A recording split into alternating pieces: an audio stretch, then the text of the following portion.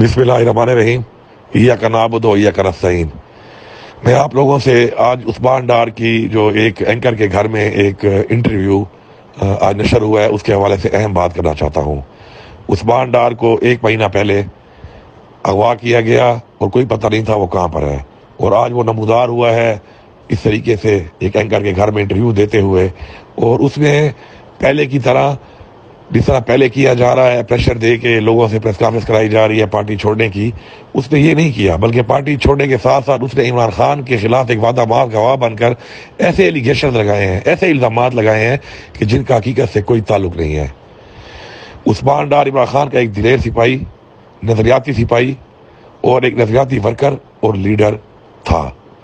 और उसके ऊपर रिजीम चेंज होने के बाद से कई FIR की गई। उसके बाद पंजाब में कायम मकाम हुकूमत बनी, उसके बाद से घर पे कई जेली FIR करके रेड किए गए, उसके घर को 2 बार तोड़ा गया,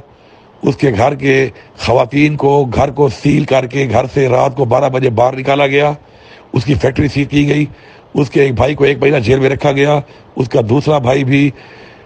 कई महीनों से अंडरग्राउंड है, और 9 मई के बाद भी कई दफ़ा उस्मान डार ने TV पर आकर, प्रोग्राम में आकर तहरीक इंसाफ के बारे में बात भी की, तहरीक इंसाफ का मौक़िफ़ भी दिया और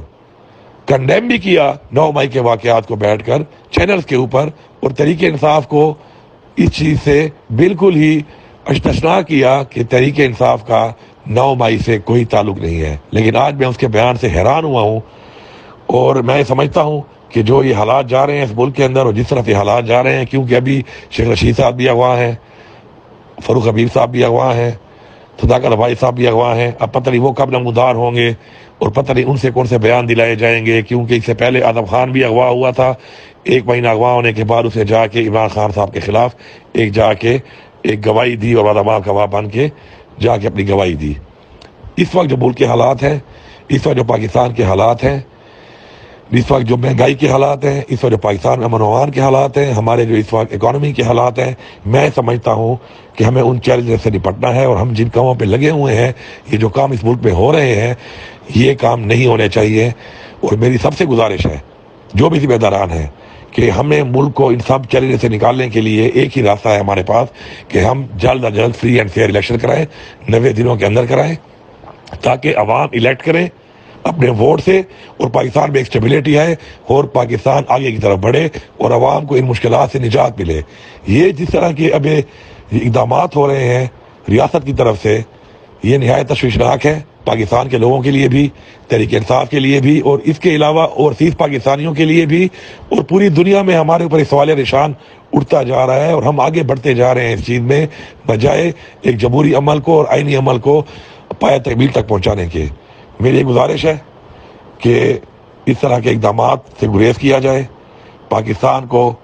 मुश्किलात से निकालने के लिए, स्टेबल करने के लिए इलेक्शन की तरफ जल्द से जल्द आइन के मुताबिक इलेक्शन कराया जाए, और जिस पार्टी को भी, जिस लीडर को भी लोग वोट देना चाहते हैं